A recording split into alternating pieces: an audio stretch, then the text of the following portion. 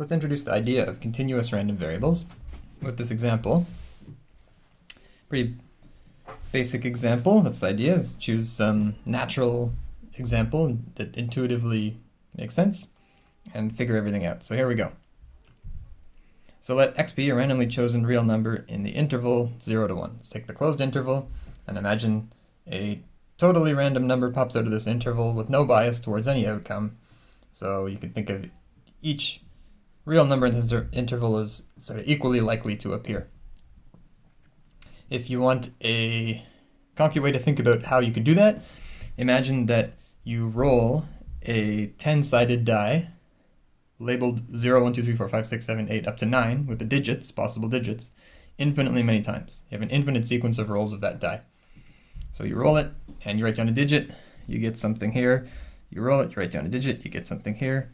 If you do that forever, you will produce a random number in this interval. So just to make sure, right, you can get 0. If you get 0, 0, 0, 0, you could get zeros forever, you'd have 0. If you get 9s forever, 9, 9, 9, 9, 9, 9, 9, 9, 9, you get 1. And if you get any other whatever infinite sequence of digits you get, you'll get something in here. So earlier in the course, we showed that, in this particular example, we did this. We showed that the probability that this random variable comes out to be any single real number you like. Let's take 2 sevenths, could be anything. That probability is always 0. However, the probability that the number you get ends up in some interval clearly is not going to be 0, right? Let's take this interval from 1/2 to 1. Well, that's the top half here. And so it stands to reason that the top half of this interval, the bottom half, are equally likely. If we're sort of randomly choosing with no bias towards anything, this probability should be 1/2. And you can convince yourself of that in a very concrete way by looking at the roll of the first die roll, yeah? Because if the digit here comes out to be 0, 1, 2, 3, or 4, 5 possibilities out of the 10, you're going to get something in the bottom half here. If it comes out to be 5, 6, 7, 8, or 9, you'll get something in the top half. So equal chances to end up with a number from 0 to 4 here and from a number from 5 to 9 here. Now there's one little caveat here, which is you could actually have a 4 here and still be in this interval. You could have 0.499999999 forever, which is the same as 0.5, which is in there. But remember that single outcome, 0.4999999, or 0.5, those outcomes both have probability 0. So it doesn't change this at all. Really nice feature of continuous random variables is that each single outcome has probability 0. So you can, when it comes to calculating probabilities, you can ignore single outcomes or even any finite number of outcomes.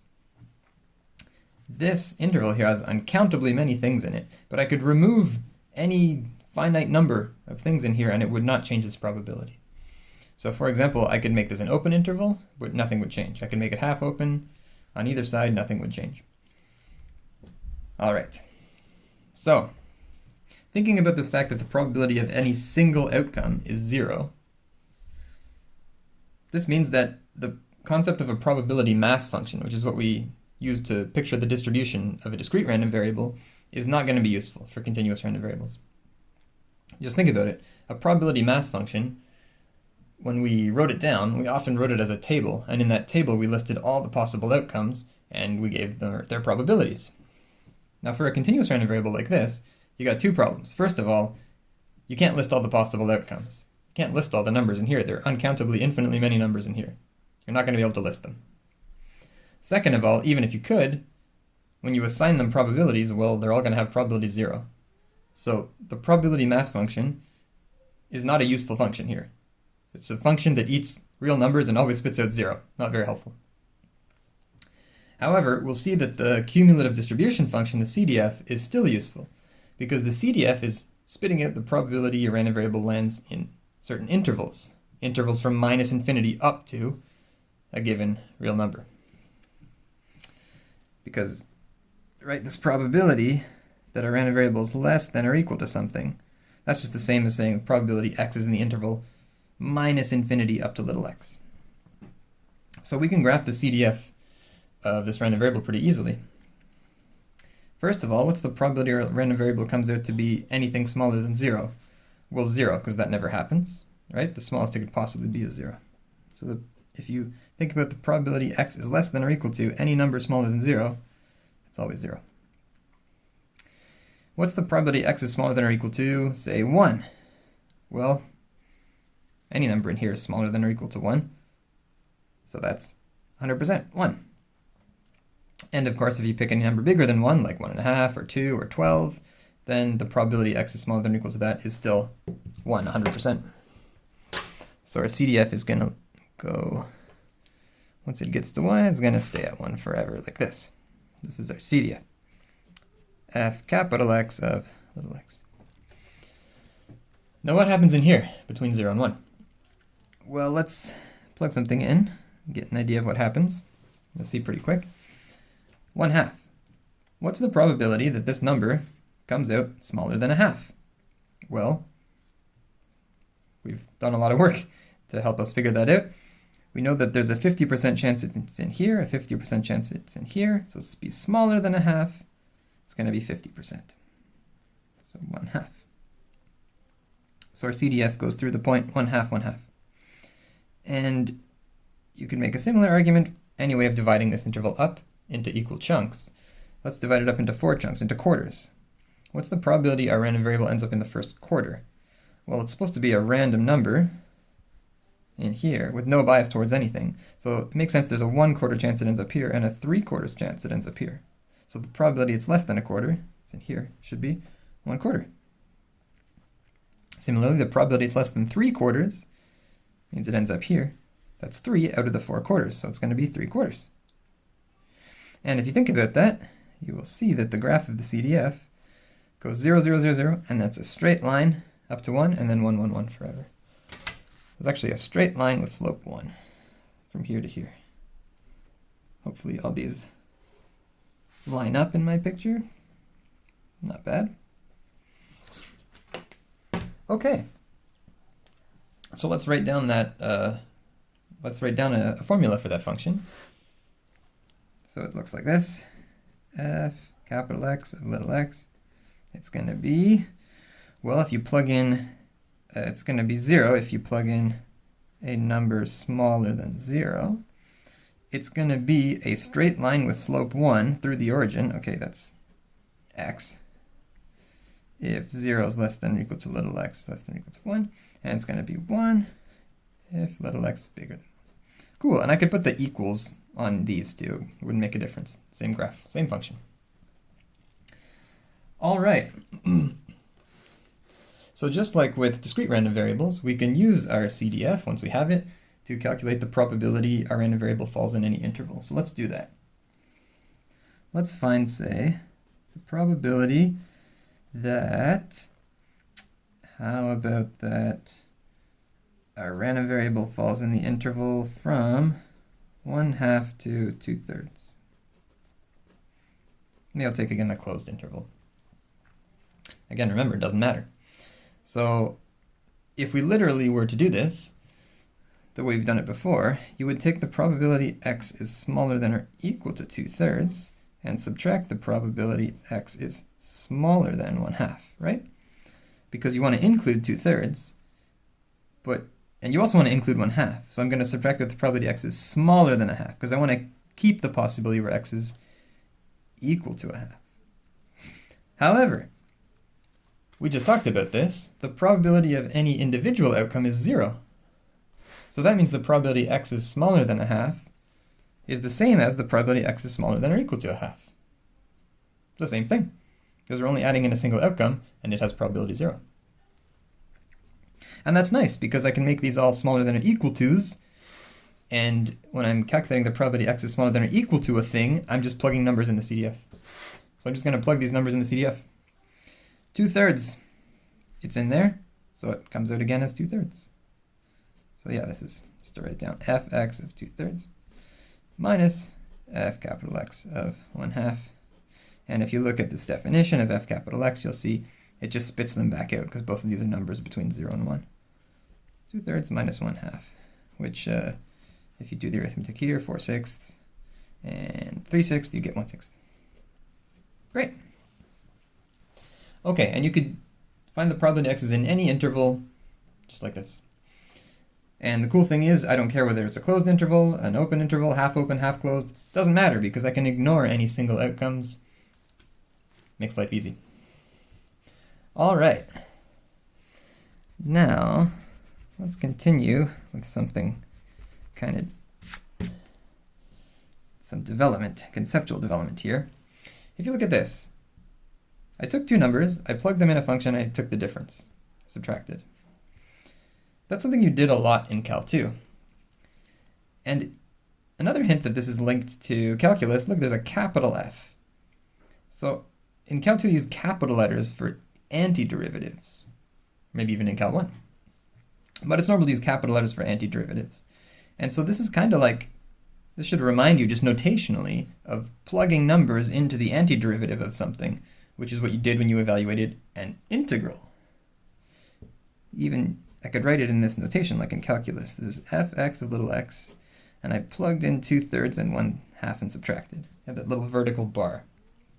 That's what that means. That reminds me, okay, let's think about this. If this came from an integral, what function would I be integrating from 1/2 to 2/3? What could go here? Well, this thing, when I do the integral, I'm doing an antiderivative. So whatever this thing is that I integrated to get this, it's the derivative, right? Go from here to here, antiderivative, so from here to here, derivative. Okay, so this function in here, if I put a function in here, it's got to be the derivative of the CDF. And when I integrated it, what did I get? I got the probability x was in the interval determined by the bounds of my integral.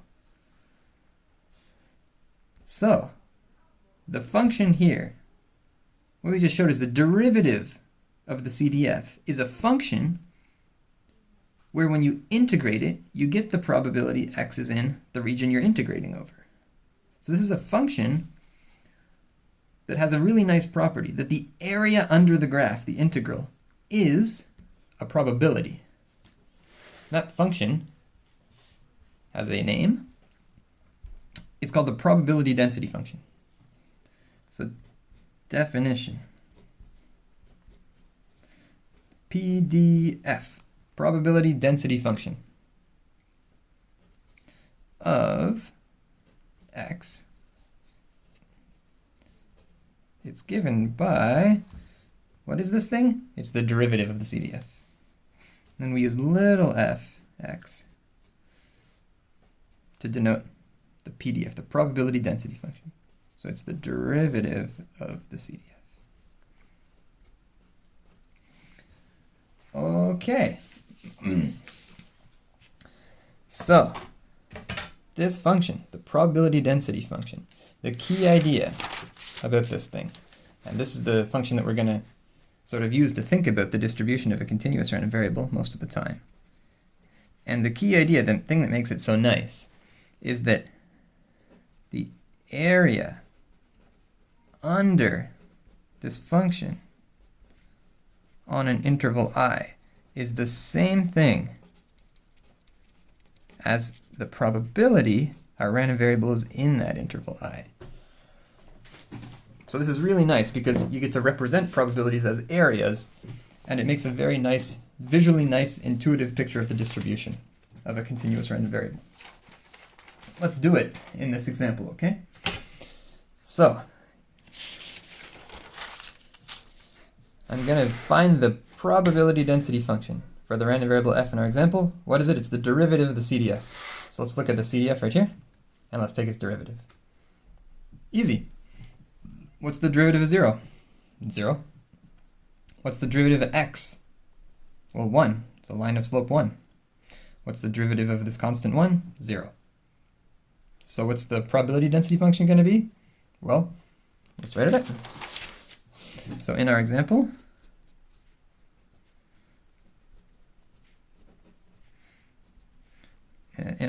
we have f x of little x equals,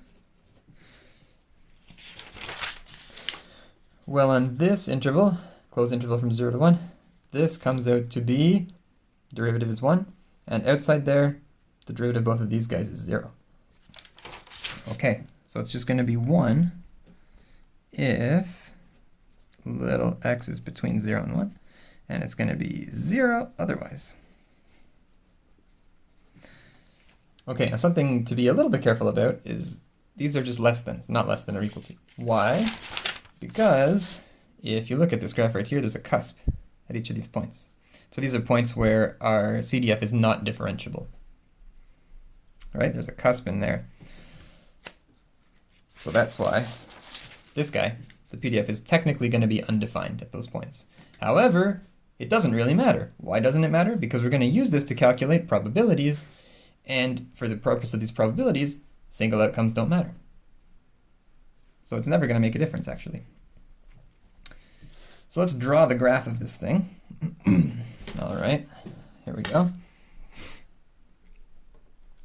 It's going to be a very nice, simple graph.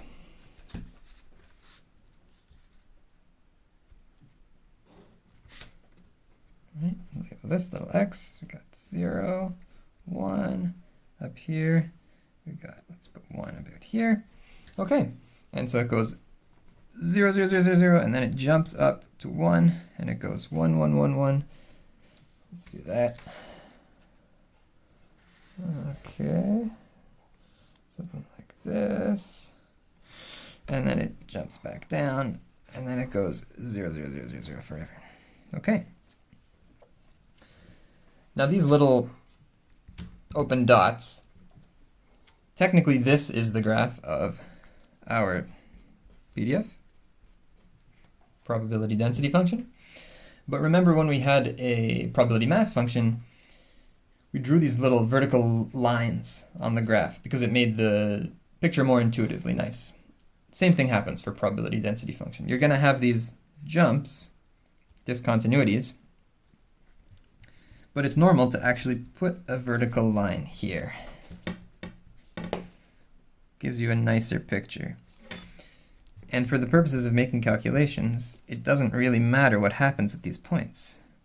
Because as we've observed before, if you change what the random variable does at a single value, it makes no difference when it comes to calculating probabilities. Okay, so this is a picture of the probability density function. And you see this is really nice because the fact that this is the same height from 0 to 1 really is telling you that the probability of being sort of anywhere in here is the same. So you think of the height of the probability density function as giving you, it's called a probability density, kind of the probability that your random variable ends up in that kind of region. More on that in the next video. Okay, but the things that this function is spitting out, they're not probabilities. Again, more on that in the next video. They're probability densities. You have to integrate the probability function to get a probability. So let's do that. Let's do the same thing we did before. Let's find the probability our random variable x is in the interval 1/2 to 2/3. All right. But this time we're going to do it by integrating. So this function, this probability density function, it's a function where if you want to find the probability your random variable lies in an interval, you just integrate it on that interval. So we're going to integrate from 1/2 to 2/3 this guy. So if you want to draw that in the picture, right, you can put the 1/2 here, 2/3 maybe about there. And so what we're really doing is we're finding this area in here. Cool, and let's just do the calculation and find it. We know it's going to come out to be 1/6. We already did that using the CDF, but let's use it now. Do it now using the PDF. So here we go. We're going to integrate this function, d little x, on that interval. So from 1/2 to 2/3, and on this region, 1/2 to 2/3, Our PDF is always 1, so we're just integrating 1. Cool. So when you do the integral, what's an antiderivative for 1? Well, x. We're going to evaluate it from 1/2 to 2/3. And yep, 2/3 minus 1/2. We've done this before. 4/6, 3/6 comes out to be 1/6. Oh, sorry. Didn't show you that. Once more through. We integrated 1. Antiderivative for 1 is x, right? Because the derivative of x is 1. And we're going from 1/2 to 2/3. Our bounds. Plug the 2/3 into x, you get 2/3. Plug the 1/2 into x, you get 1/2. You subtract 1/6.